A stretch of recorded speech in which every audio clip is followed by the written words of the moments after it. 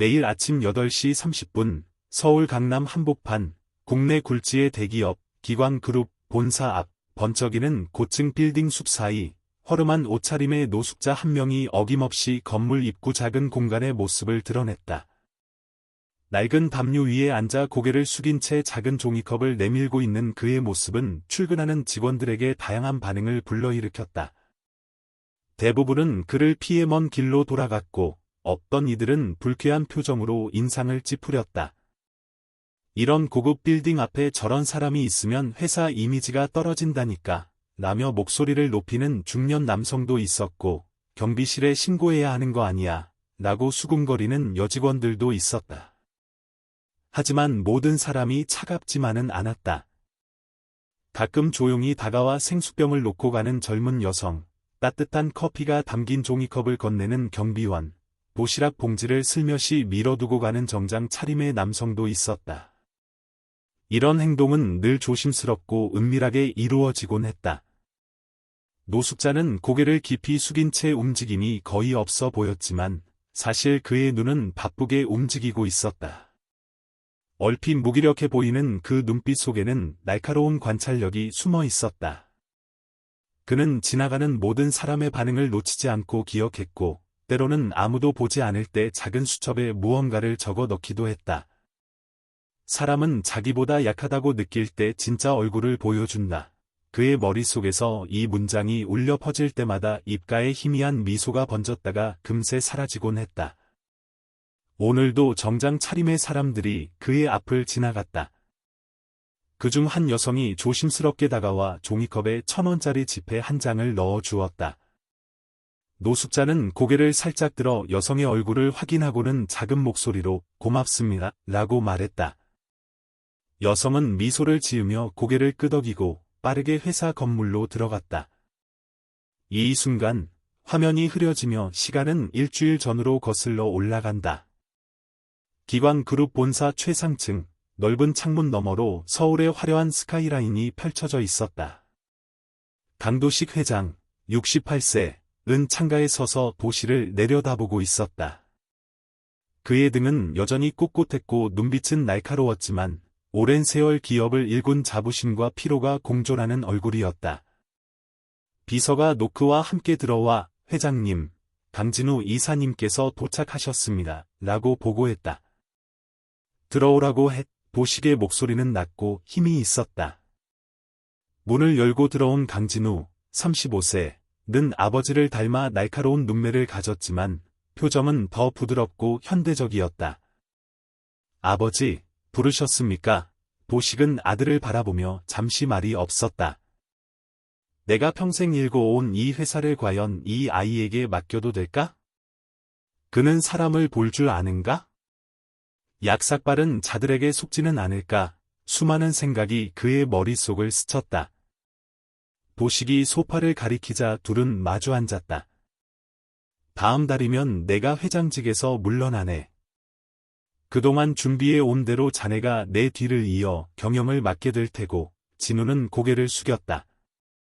아버지께서 쌓아오신 업적에 누가 되지 않도록 최선을 다하겠습니다. 하지만 도식의 표정은 복잡했다. 자네가 아직 준비가 덜 된 것 같다 걱정이네. 진우의 눈썹이 움찔했다. 무슨 말씀이신지. 사람을 보는 눈 말이야. 도식이 단호하게 말했다. 기업은 결국 사람이 만들고 사람이 무너뜨리지. 누가 진짜 사람인지, 누가 기회만 엿보는 간신인지 구분할 수 있어야 해. 진우는 불편한 표정으로 자리에서 일어섰다. 아버지, 저도 이제 20년 가까이 경영 수업을 받아왔습니다. 사람을 보는 눈이 없다고 생각하시는 건가요? 도식은 서류 한 장을 들어 보였다. 이번에 자네가 추천한 마케팅 이사 후보, 기획안을 표절했더군. 다행히 발령 전에 발각됐지만 진우의 얼굴이 굳어졌다. 도식은 한숨을 내쉬었다.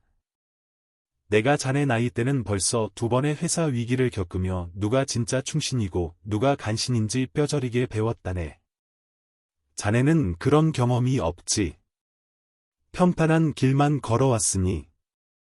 그럼 어떻게 하길 원하십니까? 진우의 목소리에 약간의 날이 서 있었다.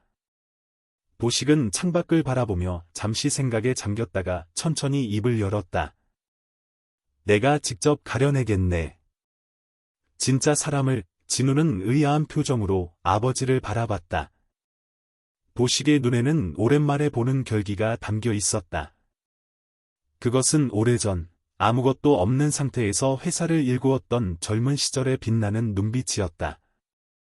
새벽 5시, 강남의 고급 펜트하우스. 강도식은 평소와 다른 준비를 하고 있었다. 호화로운 침실 옷장 한쪽에서 오래된 겨울 점퍼와 낡은 청바지를 꺼냈다. 특수 분장용 화장품으로 얼굴에 주름을 더하고 며칠간 기른 수염으로 자신의 정체를 가렸다. 평소 호텔 주방장이 준비해주는 아침 식사 대신 찬 김밥 하나를 들고 경호원의 눈을 피해 자택을 빠져나갔다. 회사 앞에 도착한 도식은 건물 입구에서 조금 떨어진 곳에 자리를 잡았다. 낡은 담요를 펴고 그 위에 앉아 작은 종이컵을 앞에 놓고 고개를 숙인 채 기다리기 시작했다. 출근 시간이 되자 직원들이 하나둘 모여들었다. 도식은 고개를 숙인 채로도 모든 상황을 날카롭게 관찰했다. 대부분의 직원들은 그를 보지 않는 척하며 지나갔고 몇몇은 불편한 표정으로 멀리 돌아가기도 했다. 저 사람 또 왔네. 정말 짜증나. 마케팅팀 김 과장이 동료에게 작은 목소리로 말했다. 회사 이미지에 안 좋을 텐데 경비실에 얘기해야 하는 거 아니야. 인사팀 박 대리가 대답했다. 도식은 그들의 대화를 모두 듣고 있었다. 종이컵에는 동전 몇 개만 덩그러니 놓여 있을 뿐이었다. 오전 9시쯤 한 젊은 여성이 회사 건물에서 나와 도식에게 다가왔다. 비서실 인턴 명찰을 단 조혜나, 24세였다. 단정한 정장 차림에 부드러운 눈매를 가진 여성이었다. 안녕하세요. 해나가 살짝 허리를 숙이며 인사했다. 아침은 드셨나요? 제가 회의에서 남은 샌드위치를 가져왔어요. 도식은 고개를 들어 해나를 바라봤다. 그의 눈에는 의문과 감사함이 함께 담겨 있었다. 고맙습니다. 해나는 미소를 지으며 비닐에 쌓인 샌드위치와 작은 생수병을 내려놓았다. 날씨가 쌀쌀하네요. 몸 조심하세요. 그리고 빠르게 회사 건물로 돌아갔다. 도식은 조용히 해나의 이름을 기억했고 작은 수첩에 무언가를 적어 넣었다. 정오가 되자 또 다른 젊은이가 다가왔다. 회계팀 인턴 명찰을 단 박동균, 27세이었다. 날카로운 눈매와 조용한 분위기의 남성이었다. 그는 말없이 도식 앞에 도시락 하나를 놓았다. 먹고 싶은 게 있으면 말씀해 주세요. 내일 가져오겠습니다. 동균은 짧게 인사를 건넸다. 도식은 잠시 동균을 바라봤다. 왜 그러시는 건가요? 동균은 어깨를 으쓱했다. 특별한 이유는 없습니다. 그냥 어머니가 항상 말씀하셨어요. 내가 가진 것의 일부는 늘 다른 이들과 나누라고. 도식의 눈빛이 흔들렸다. 그는 고개를 숙이며 감사합니다 라고 말했다. 동규는 고개를 끄덕이고 회사로 돌아갔다. 이렇게 며칠이 지났다. 도식은 매일 같은 자리에 앉아 직원들의 반응을 관찰했다. 대부분의 사람들은 그를 귀찮게 여기거나 무시했다. 그런 가운데 해나와 동규는 매일 작은 친절을 베풀었다. 때로는 따뜻한 음료를, 때로는 작은 간식을, 가끔은 짧은 대화를 나누기도 했다. 금요일 저녁, 도식은 자신의 펜트하우스로 돌아왔다. 노숙자 복장을 벗고 샤워를 한 후, 그는 창가에 서서 도시의 불빛을 바라봤다. 그의 손에는 일주일간 관찰한 기록이 담긴 수첩이 들려 있었다. 가장 윗부분에는 조혜나와 박동균의 이름이 별표와 함께 표시되어 있었다. 도식은 그들의 인사 기록을 요청했다. 해나는 지방 소도시 출신으로 명문대를 졸업하고 인턴으로 입사한 지 석 달째였고, 동규는 회계학과를 수석으로 졸업하고 큰 회계법인의 제안을 뿌리치고 기관그룹에 지원한 인재였다. 흥미롭군. 보식은 중얼거렸다. 이제 그들의 진심을 더 확인해 볼 때야. 그는 비서를 불러 지시했다. 조애나 인턴과 박동균 인턴, 두 사람을 위한 특별 프로젝트를 준비하게. 그들이 정식 직원이 될 수 있는 기회를 주려내 비서는 놀란 표정을 감추지 못했다. 특별히 그 인턴들을 선택하신 이유가 있으십니까? 보식은 미소를 지으며 대답했다. 내 눈에 띈 거지. 그게 이유라네. 다음 날 아침, 보식은 평소보다 일찍 노숙자 복장으로 회사 앞에 도착했다. 하지만 오늘은 그의 자리에 작은 쿠션과 담요가 놓여 있었고, 담요 위에는 쪽지가 하나 있었다. 비가 온다고 했어요. 조금이나마 도움이 되길 바랍니다. 해나, 동균, 보식의 눈가에 오랜만에 따스함이 감돌았다. 그는 조용히 웃으며 중얼거렸다. 역시 틀리지 않았어. 월요일 아침, 조애나와 박동균은 각각 다른 메시지를 받았다. 인사팀에서 온 공문은 간결했다. 특별 프로젝트 발탁, 조애나 인턴은 즉시 회장 비서실로, 박동균 인턴은 회계감사팀으로 보고할 것, 해나는 놀라움을 감추지 못했다. 회장 비서실은 인턴이 배치되는 일이 극히 드문 곳이었다. 동균 역시 회계감사팀은 베테랑들의 영역이라 생각했기에 의아했다. 그날 오전, 해나는 회장 비서실에 첫 출근을 했다. 비서실장인 윤미영 부장이 그녀를 맞이했다. 회장님의 특별 지시로 발탁됐다고 들었어요. 대단한 기회네요. 하지만 회장님은 매우 엄격하시니 실수하지 않도록 조심하세요. 해나는 긴장한 표정으로 고개를 끄덕였다. 첫 임무는 임원회의 자료 정리와 회장 일정표 업데이트였다. 해나는 꼼꼼하게 업무를 처리하며 빠르게 적응해갔다. 보식이 윤 부장에게 물었다. 어떤가? 그 인턴은? 예상보다 빠르게 적응하고 있습니다. 꼼꼼하고 성실합니다. 하지만 인간성을 보려면 좀 더 지켜봐야 합니다. 보식은 고개를 끄덕였다. 그렇다면 시험해보지. 그녀의 진짜 모습을 보고 싶네. 다음 날, 해나에게 갑작스럽게 일본 지사 방문객 영접 준비 임무가 주어졌다. 단 2시간 안에 회의 자료와 준비를 마쳐야 했다. 그녀가 바쁘게 자료를 준비하는 동안 마케팅팀 이사의 비서가 찾아와 산더미 같은 서류 정리를 부탁했다.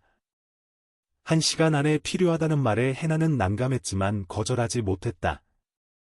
자신의 급한 업무를 먼저 정리한 후 남은 시간에 마케팅팀 서류를 최대한 처리하기로 했다. 1시간 후 마케팅팀 비서가 돌아왔을 때 해나는 솔직하게 말했다. 죄송해요. 제 업무가 너무 급해서 아직 절반밖에 못했어요. 하지만 가장 중요해 보이는 것들은 먼저 정리했습니다. 비서는 약간 실망했지만 이해한다는 듯 고개를 끄덕였다. 이 모든 상황은 윤 부장의 조용한 지시하에 이루어진 테스트였다. 그날 저녁, 윤 부장은 보식에게 보고했다. 그녀는 자신의 업무를 우선시했지만 다른 사람의 일도 최대한 도우려 했습니다. 무엇보다 솔직했고요. 보식은 만족스러운 표정으로 고개를 끄덕였다. 한편 박동균은 회계감사팀에서 지난 분기 재무제표 검토 중 작은 불일치들을 발견했다. 이 항목들이 좀 이상합니다. 마케팅 비용이 예상보다 20% 이상 초과됐는데 세부 내역이 불분명합니다. 동균이 상사인 김 팀장에게 말하자 김 팀장은 불편한 표정으로 그냥 넘어가지 그래. 작은 불일치는 항상 있기 마련이야 라고 했다. 동균은 고개를 저었다. 하지만 이런 금액 차이는 무시하기 어렵습니다. 확인해 볼 필요가 있을 것 같습니다. 김 팀장은 한숨을 쉬며 좋아, 한번 파고들어봐. 하지만 윗선에 보고하기 전에 반드시 나와 상의하도록 해 라고 말했다. 며칠간 자료를 파헤친 동균은 마케팅 비용 일부가 마케팅 담당 이사의 친척이 운영하는 페이퍼 컴퍼니로 빠져나가고 있다는 사실을 발견했다. 이건 명백한 이해 충돌입니다. 동균이 보고하자 김 팀장의 표정이 심각해졌다. 이봐, 동균. 이런 건 좀 민감한 문제야. 마케팅 이사는 회장님과 가까운 사이거든. 동균은 단호했다. 팀장님, 제 임무는 정확한 회계감사입니다. 이건 분명히 보고해야 할 사항이라고 생각합니다. 김 팀장은 작은 목소리로 좋아. 하지만 내 책임하에 진행하도록 해. 난 아무것도 모른다. 라고 말했다. 이 상황 역시 도식의 지시로 만들어진 테스트였다. 김 팀장은 그날 저녁 도식에게 보고했다. 그는 압박에도 불구하고 원칙을 고수했습니다. 자신의 판단을 믿고 밀어붙이는 용기가 있습니다. 도식은 창밖을 바라보며 생각에 잠겼다. 두 인턴은 각각 다른 방식으로 첫 시험을 통과했다. 하지만 아직 더 많은 시험이 필요해. 본격적으로 시험해보지. 그들이 권력 앞에서도 흔들리지 않는지 보고 싶네. 비가 내리는 수요일 아침, 박동균은 회계감사팀 서고에서 특별 프로젝트 2015 보안 등급 최고라고 적힌 상자를 발견했다. 그 안에는 기관그룹에 숨겨진 비자금 관련 자료들이 있었고, 현재 도식 회장의 최측근인 백상무의 서명이 여러 문서에 찍혀 있었다. 수십억 원의 자금이 여러 페이퍼 컴퍼니를 통해 흘러간 흔적이었다. 한편, 승강기에서 백상무와 마주친 해나는 어색한 미소를 지었다. 백상무는 평소와 달리 친절하게 조 인턴, 회장님 비서실에서 일하게 됐다고 들었네. 축하하네. 혹시 내일 시간 있나? 저녁 식사라도 함께하면 좋겠네. 자네 경력에 도움이 될 이야기를 해주고 싶어서 라고 말했다. 해나는 당황했지만 상무님, 제안 감사합니다만 개인적인 자리는 조금 부담스럽습니다. 혹시 업무적인 내용이라면 사무실에서 시간을 내주시면 감사하겠습니다. 라고 정중히 거절했다. 백상무의 표정이 미세하게 굳어졌다. 해나는 이 일을 윤 부장에게 보고해야 할지 고민했다. 동균은 발견한 비자금 자료를 어떻게 처리해야 할지 갈등하다 김 팀장을 찾아갔다. 자료를 본 김 팀장의 얼굴이 변했다. 이봐, 동균. 이건 매우 민감한 자료야. 백상무는 회사에서 가장 영향력 있는 인물 중 하나라고. 이런 것을 함부로 파헤치면 내 앞날이 힘들어질 수 있어. 동균은 잠시 침묵했지만 결심한 듯 말했다. 팀장님, 이건 제 양심의 문제입니다. 회사와 주주들에게 손해를 끼친 일인데 모른 척할 수는 없습니다. 김 팀장은 한숨을 쉬며, 그럼 최소한 지금은 이 이야기를 다른 사람에게 하지 말게. 내가 어떻게 해야 할지 생각해 볼 테니, 라고 말했다. 동균이 떠난 후, 김 팀장은 비밀번호가 걸린 전화로 도식에게 연락했다. 네, 회장님. 그가 자료를 발견했습니다. 예상대로 원칙을 지키려 합니다. 비서실에서는 해나가 윤 부장에게 백상무와의 대화를 보고했다. 윤 부장은 놀란 척했지만 이미 모든 것을 알고 있었다. 잘했어요. 해나 씨, 백상무님은 영향력이 큰 분이라 거절하기 쉽지 않았을 텐데. 그날 저녁, 도식은 두 인턴에 대한 보고를 받았다. 백상무가 미끼로 던져진 상황에서 두 사람 모두 원칙을 지켰다는 소식이었다. 흥미롭군. 하지만 아직 본격적인 시험은 시작되지 않았어.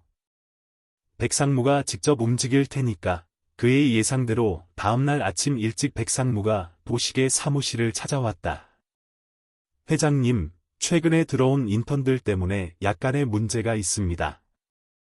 특히 회계팀의 박동균이란 인턴이 과거 자료를 뒤지며 불필요한 의혹을 제기하고 있습니다. 어떤 의혹인가?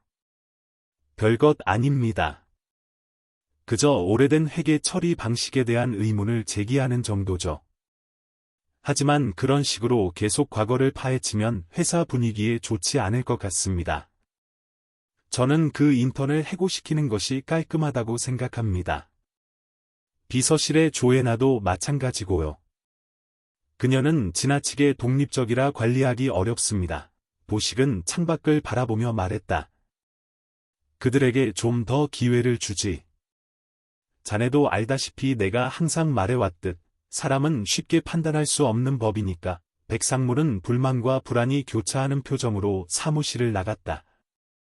보식은 비서를 불러 지시했다. 이제 마지막 시험을 준비하게.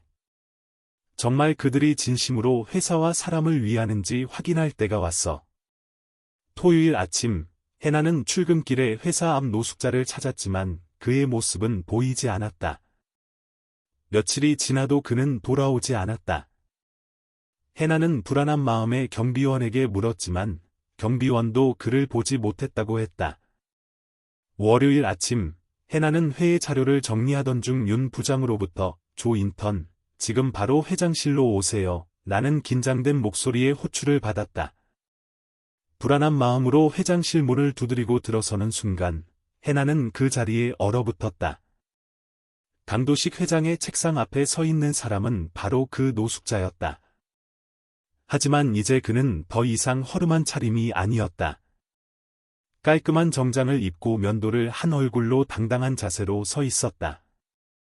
조혜나 씨, 보식의 목소리는 따뜻했다.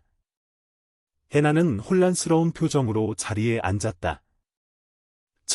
이게 어떻게 된 일이죠? 보식은 미소를 지었다. 놀랐겠지. 나는 강도식이네. 그리고 자네가 매일 아침 음식과 물을 건네준 그 노숙자이기도 하지. 해나의 눈이 커졌다. 자네와 동균 군을 테스트하고 있었네. 진짜 사람을 찾고 싶었거든. 나에게 잘하는 사람은 많았어. 하지만 나를 사람으로 본 사람은 너희가 처음이더군. 해나가 물었다. 왜 그런 테스트를 하신 거죠? 곧 은퇴를 앞두고 있네. 내 아들 진우가 회사를 이어받게 될 테지. 하지만 그에게는 아직 부족한 것이 있어. 바로 사람을 보는 눈이지. 그래서 직접 테스트를 하신 겁니까? 맞아. 자네와 동균 군은 그 테스트를 훌륭하게 통과했어. 권력 없는 사람에게도 인간적인 모습을 보여줬고, 압박 속에서도 원칙을 지켰지. 그게 내가 찾던 자질이었네. 해나는 가만히 도식의 말을 듣고 있었다. 그럼 백상무님이 저에게 했던 제안도. 그것도 테스트의 일부였지. 백상무는 실제로 비리에 연루됐을 뿐만 아니라 자네 원칙을 시험해 보기 위한 미끼이기도 했어. 한편 박동균 역시 비슷한 대화를 나누고 있었다.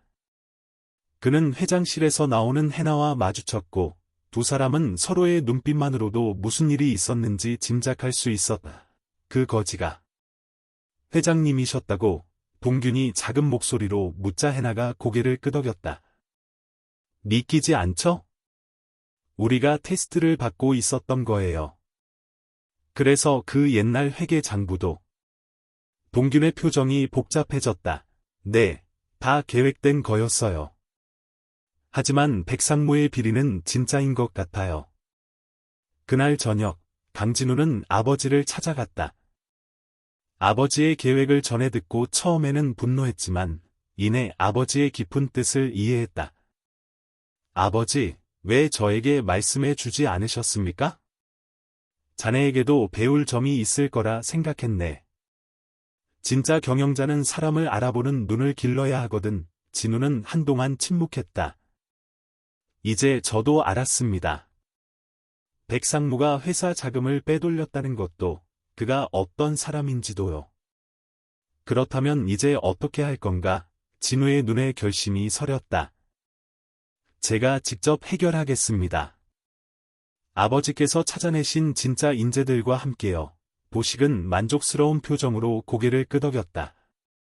이제 자네가 진짜 경영자로 거듭날 준비가 됐군. 화요일 아침, 기광그룹 본사 대회의실. 정기 임원회의가 시작되기 직전, 강진우가 자료를 들고 입장했다. 오늘은 제가 회의를 주재하겠습니다. 진우가 선언하자 임원들의 표정이 의아해졌다. 백상무가, 회장님은 어디 계십니까? 라고 묻자 진우는 아버지께서는 오늘 회의에 참석하지 않으십니다. 대신 저에게 중요한 안건을 맡기셨습니다. 라고 답하며 모든 임원에게 두꺼운 파일을 나눠주었다. 이것은 지난 10년간 우리 회사에서 일어난 비자금 조성과 횡령에 관한 자료입니다.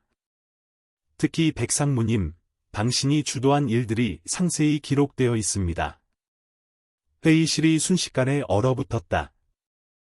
백상무의 얼굴이 창백해졌다. 이게 무슨 소리입니까? 이런 터무니없는 주장을. 터무니없다고요? 모든 증거가 여기 있습니다. 페이퍼 컴퍼니를 통한 자금 세탁, 허위 계약서, 친인척 회사로의 불법 자금 이전, 모두 당신의 서명이 있습니다. 백상무는 자리에서 벌떡 일어났다. 강진우 이사, 당신이 무슨 권한으로? 아버지의 전적인 지지하에 이루어진 조사입니다. 그리고 이 자리에서 공식 발표합니다. 백상무는 오늘부로 기광그룹에서 해임됩니다. 회의실이 소란스러워졌다. 백상무는 이건 불법입니다. 이사회 동의 없이 임원을 해임할 수 없습니다. 라고 마지막 저항을 시도했지만 진우는 긴급 이사회는 어제 이미 열렸습니다. 이사회는 만장일치로 당신의 해임을 결정했습니다. 법무팀에서 곧 형사 고발 절차도 진행할 예정입니다. 라며 다른 서류를 꺼냈다. 백상무는 더 이상 할 말을 잃고 자리에 주저앉았다. 진우는 회의를 계속 진행했다. 오늘부터 우리 회사는 청렴 시스템 강화 정책을 시행합니다. 모든 부서의 회계 처리가 투명하게 이루어질 것이며 내부 감사 기능이 대폭 강화됩니다. 진우는 회의실 문을 열고 조혜나와 박동균을 불러들였다. 이 두 사람을 소개하겠습니다. 조혜나 씨는 오늘부터 저의 수행비서로, 박동균 씨는 내부 감사실 주임으로 임명됩니다. 임원들 사이에서 작은 동요가 일었다. 인턴들을 바로 정직원으로, 게다가 주요 포지션에 임명하다니. 진우는 당당하게 대답했다. 일은 이미 충분한 자질을 증명했습니다. 권력 앞에서도 원칙을 지키고 회사의 이익을 위해 용기 있게 행동할 수 있는 사람들입니다. 백상무는 마지막 발악을 했지만 진우는 그의 말을 자르고 차갑게 대응했다. 당신은 이미 충분한 기회를 가졌습니다. 10년이라는 시간 동안 우리 회사와 직원들의 신뢰를 배신했습니다. 지금 이 자리에서 당장 퇴사해 주시기 바랍니다. 경비팀이 안내할 겁니다. 백상무는 고개를 들고 회의실을 나갔지만 그의 어깨는 이미 한없이 처져 있었다. 회의가 끝난 후 진우는 조혜나와 동균에게 다가갔다. 수고했습니다. 두 분의 도움이 없었다면 불가능했을 일입니다. 동균이 이사님, 저희를 선택하신 진짜 이유가 궁금합니다. 라고 묻자 진우는 미소를 지으며 그건 아버지께 물어봐야 할 것 같습니다. 하지만 한 가지 확실한 건 당신들이 진정한 인재라는 점입니다. 권력이나 지위가 아니라 원칙과 인간성을 중요시하는 사람들이죠. 라고 답했다. 해나가 조심스럽게 앞으로 기광그룹은 어떻게 변화할 예정인가요? 라고 묻자 진우의 눈빛이 단단해졌다. 더 투명하고, 더 정직하고, 무엇보다 사람을 중시하는 회사가 될 겁니다. 그게 아버지의 바람이자 제 결심입니다. 그날 저녁, 도식은 자신의 사무실에서 모든 상황을 보고받았다.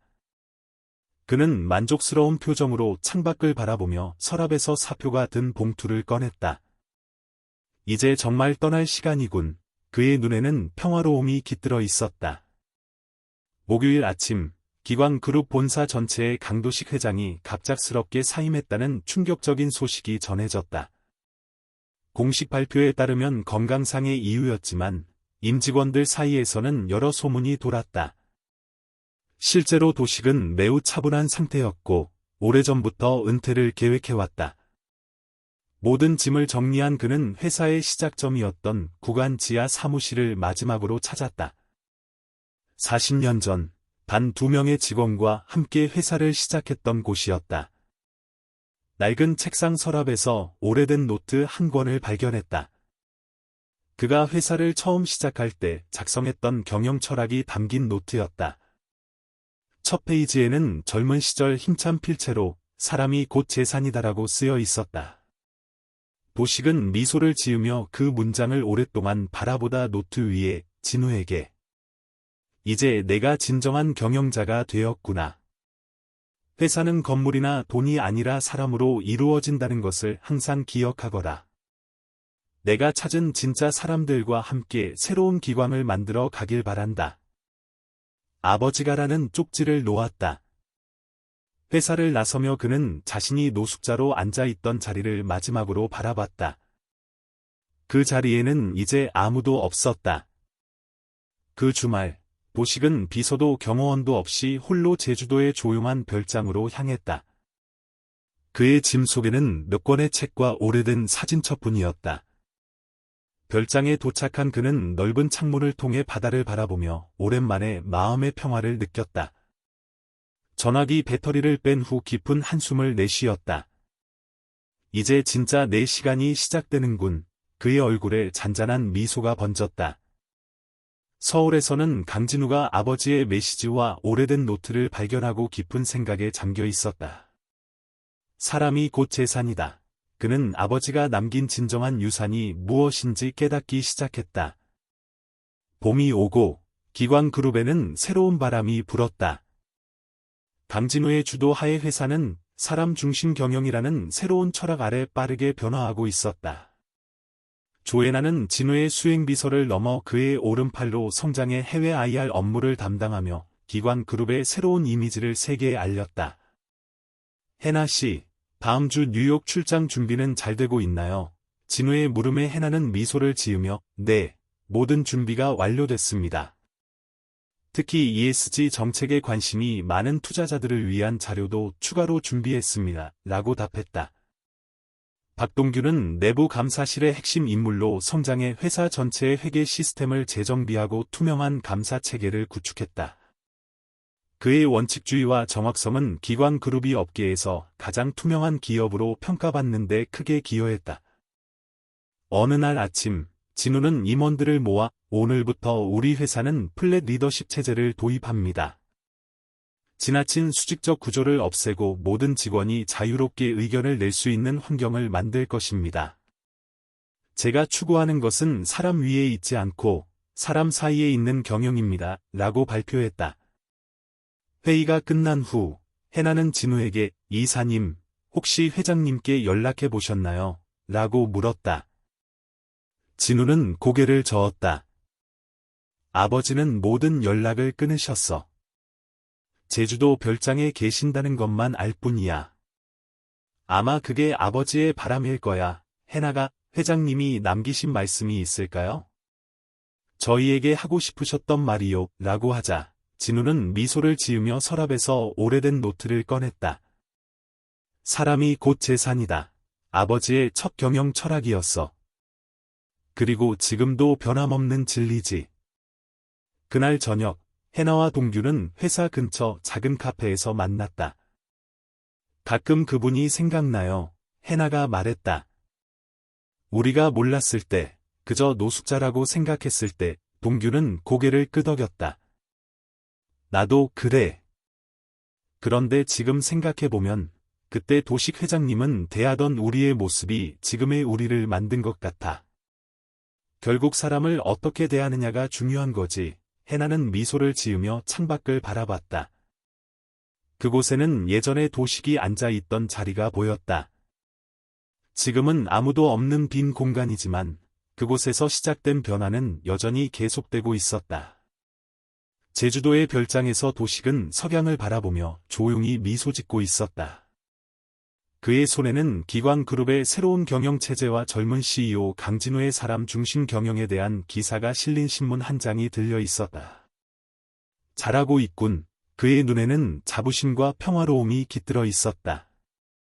서울에서는 진우가 사무실 창가에 서서 도시의 밤을 바라봤다. 그의 책상 위에는 아버지의 오래된 노트가 놓여 있었다. 그는 마음속으로 다짐했다.